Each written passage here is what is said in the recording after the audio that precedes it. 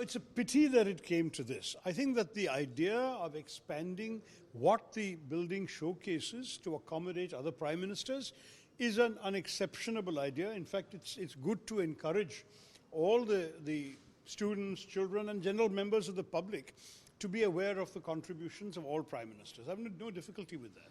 But in the process, it's rather petty to take away the name of the first prime minister who led the interim government, who was prime minister upon independence, who was so far the longest serving prime minister at 17 years. You could have continued calling it the Nehru Memorial Prime Minister's Museum and Library. You don't have to refuse to add other prime ministers. You can put that, but also keep the original name. This pettiness is unfortunate, and it shows a certain bitterness towards our own historical past, which I believe is not worthy of a government that has such a good majority, so much confidence in themselves. They should at least show that big-heartedness that you expect that comes with a big majority.